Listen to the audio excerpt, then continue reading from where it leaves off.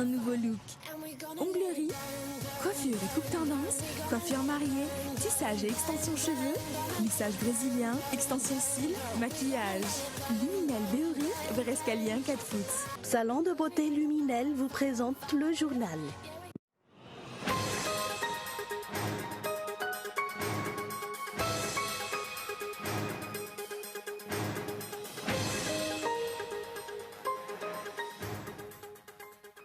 Le tribunal administratif à Nous a reçu 344 plaintes relatives à l'organisation des élections communales. Le verdict du contentieux opposant les candidates la Laura Valmanen et la Latinera Kutundazaf est le plus attendu de tous.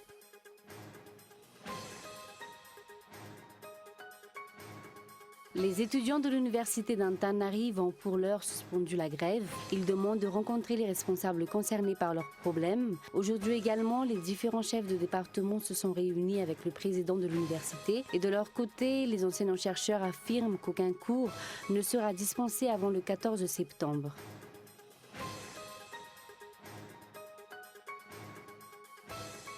Allemagne, les bras grands ouverts aux migrants, des milliers de demandeurs d'asile, essentiellement syriens, sont déjà arrivés dans le pays.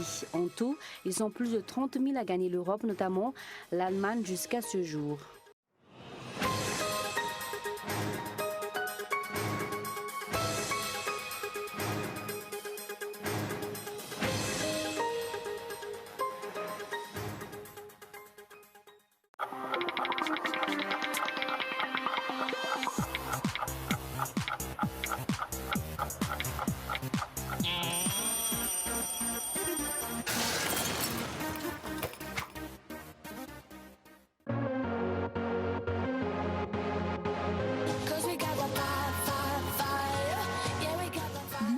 Un nouveau look.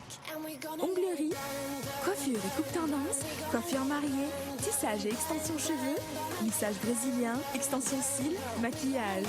Luminel Béoric, Verescalien 4 foot. 034 01 816 59 033 11 859 98. Luminel, osez être la plus belle.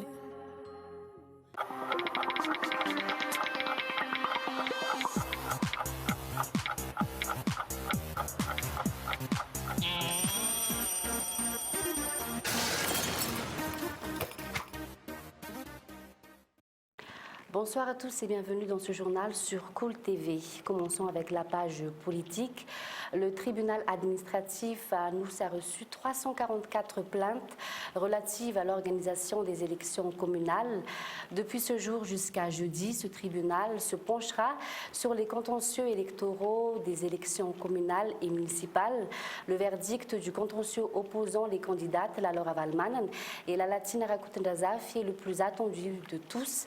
La candidate de l'association Freedom dénonce l'inscription du pseudonyme Nen sur le logo du team dans les bulletins uniques destinés au scrutin de la capitale, mais la Laura Valmanen rejette ces accusations. Reportage de Zura Kotunjin. Le tribunal administratif à Nous s'est penché ce jour sur 80 contentieux relatifs aux élections communales et municipales. Le contentieux opposant la Laura Valmanen et la Latinera Kutundazaf pour la commune urbaine d'Antananarive est passé en premier.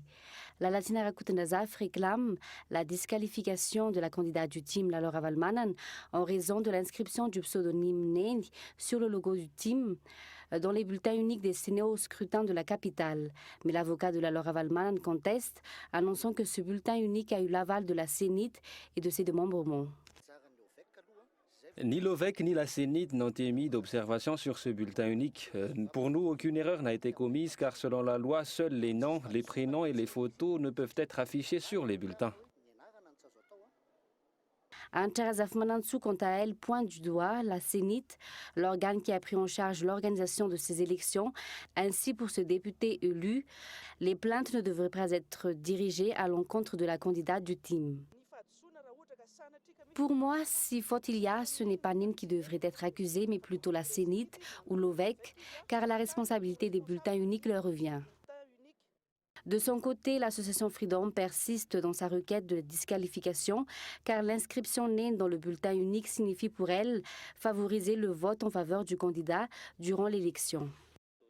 Aujourd'hui, nous avons requis une disqualification en raison de l'inscription née sur le bulletin unique. Jeudi, le tribunal examinera un autre dossier et on saura à l'issue de tout cela les résultats de toutes nos requêtes. Pour nous, il est maintenant clair que l'inscription née dans le bulletin unique est une initiative du Parti Tikum Madagascar et c'est leur avocat même qui l'ont avoué aujourd'hui. Le tribunal administratif sortira les verdicts relatifs à ces contentieux électoraux le 17 septembre prochain. Les requêtes concernant en majorité les fraudes et les défaillances de la liste électorale. Également dans l'actualité, la société Tico de l'ancien président Ravalomanana pourrait-elle réoccuper le lieu où a été construit le supermarché grossiste Magro Ankourndjan. Aucune décision ferme à ce sujet n'a été prise, a déclaré la Chambre de commerce de l'industrie et de l'artisanat. Une réunion sur ce sujet devrait se tenir bientôt. La décision de faire louer à la société Tico ce terrain 6 à Ankourndjan ne doit pas revenir à l'État uniquement selon la CCIA. De son côté, Marc Ravalomanana affirme vouloir payer ses dettes, une dette qui avoisine les 50 milliards d'ariars, notant que la société Tico a été exonérée de taxes durant le régime de l'ancien président Ravalomanana. Et puis toujours dans ce contexte convoqué mais aussi relâché, les 5 meneurs de grève de l'intersyndicale des employés de la Jirama qui ont été convoqués par la brigade des recherches de Fiadanan ont été relâchés après 5 heures d'enquête, une enquête qui a porté sur la découverte d'un engin explosif à Mbouzatouf le 24 août dernier. Concernant la grève des employés, le ministre de l'Énergie, Horace Gassien, a affirmé qu'après l'échec des pourparlers, une commission d'arbitrage statuera sur le fondement des revendications. Tout de suite le point avec Gaëtan Andjiatslav. Les 5 meneurs de grève de l'intersyndicale des employés de la Jirama ont été enquêtés pendant 5 heures à la brigade des recherches de Fiadanan ce jour. Une enquête liée à la découverte d'un engin explosif à Mbouzatouf le 24 août dernier. Une fois l'enquête terminée, ils ont tous été relâchés. Malgré cela, les investigations continuent. L'enquête a porté sur l'engin explosif. On les a questionnés là-dessus. On attend la suite.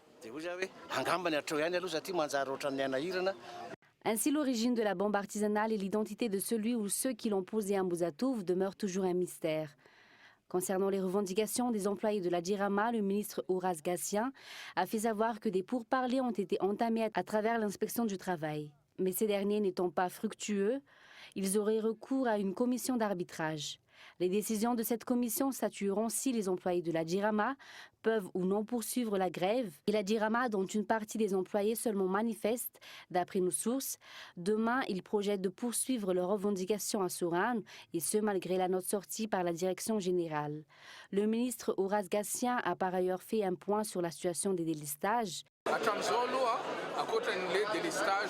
Ce que Tana et ses environs subissent aujourd'hui est un délestage technique, un délestage qui n'a rien à voir avec la grève des employés de la Jirama. Cette situation est inévitable en attendant la mise en marche des nouveaux groupes que viennent d'acquérir nos sociétés partenaires.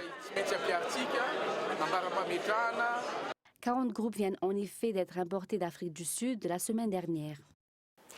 Actualité économique, les cristaux pesant 12 tonnes qui ont disparu de leur lieu de stockage au ministère des Mines samedi dernier demeurent introuvables. Pour l'heure, aucune information sur les personnes qui ont sorti ces cristaux n'a été communiquée. L'avocat de Blandine Raeliarsou, qui est la propriétaire de ces cristaux, parle de vol. Sa cliente se questionne aujourd'hui sur les raisons qui ont conduit à l'enlèvement de ces biens de leur lieu de stockage. Cette dernière a d'ores et déjà déposé une plainte et attend de rencontrer les responsables du ministère des Mines. Parallèlement à ce cas, des centaines d'opérateurs miniers opérant dans la partie nord de l'île se plaignent aussi d'être victimes d'abus de pouvoir. Ils disposent d'autorisation d'exploiter et paient des impôts, mais les représentants de l'État s'accaparent l'or qu'il extrait et chaque site d'exploitation regorge environ 7 kilos d'or. Dans le reste de l'actualité, les étudiants de l'université d'Antananarive ont pour l'heure suspendu la grève. Ils demandent de rencontrer les responsables concernés par leurs problèmes. C'est ce qu'il ressort de l'Assemblée générale qu'ils ont tenue ce jour à Akatsu. Aujourd'hui également, les différents chefs de département se sont réunis avec le président de l'université. Ce dernier a fait savoir que conformément aux décisions prises à Full-Pointe, les cours auraient dû reprendre depuis le 1er septembre. De leur côté, pourtant, les enseignants-chercheurs affirment qu'aucun cours ne sera dispensé avant le 14 septembre. Et puis, tout de suite, le point avec Michela Ranardzoni. Un semblant de calme est revenu à Akatsu. Les étudiants n'ont pas tenu de manifestation aujourd'hui. Malgré cela, les forces de l'ordre quadrillaient toujours les lieux. Les étudiants ont suspendu la grève suite à l'Assemblée générale qu'ils ont tenue aujourd'hui. Réunion à l'issue de laquelle ils ont demandé de rencontrer les responsables concernés par leurs problèmes. Nous prévoyons de rencontrer le CCS et les responsables étatiques pour savoir où en est la recherche des solutions. En attendant, la grève est suspendue, mais si nous n'obtenons aucune réponse, nous redescendrons dans la rue.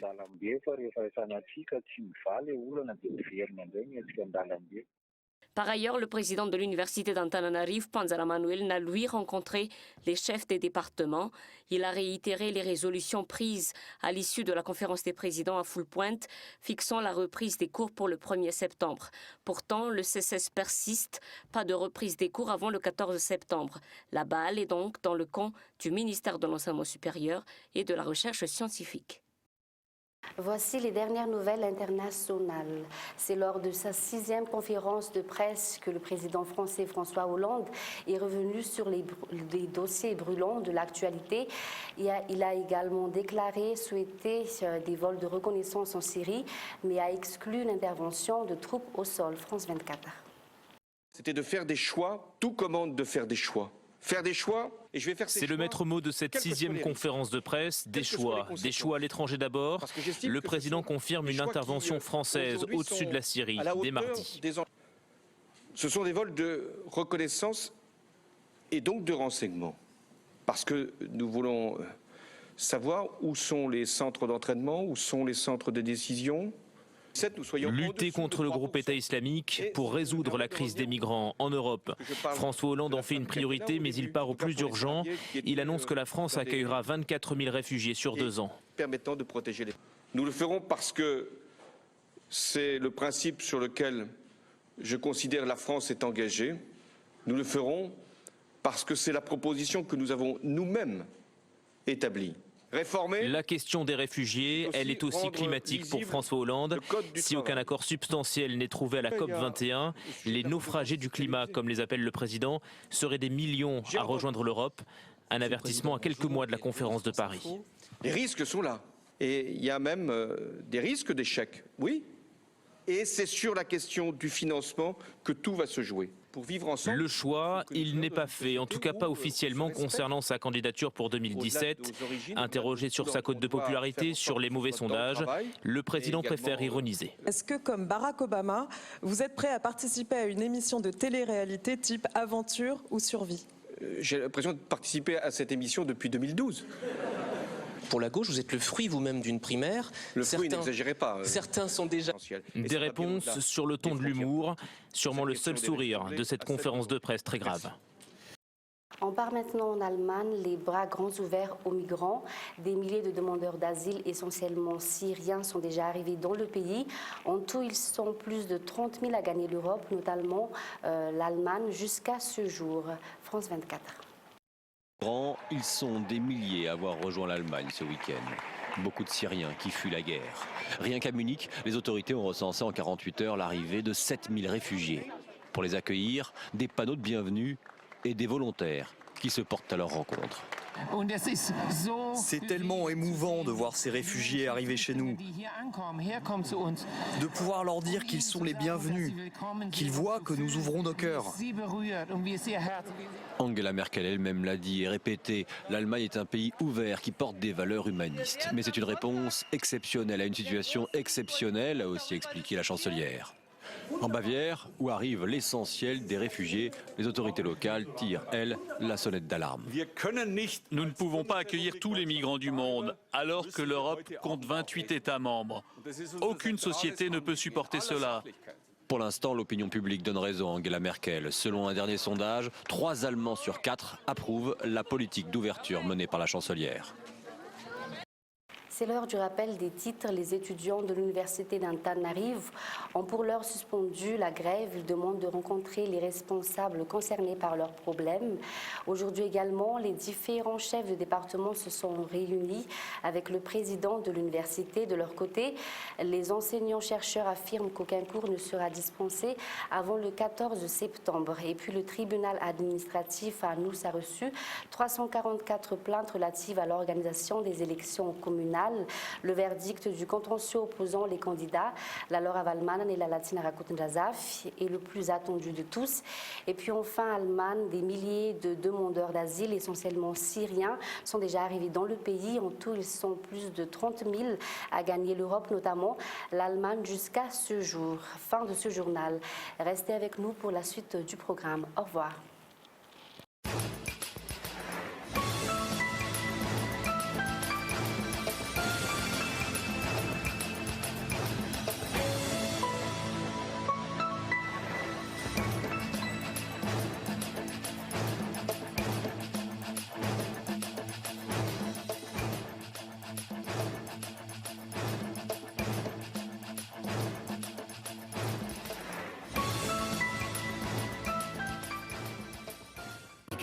Luminel, un nouveau look.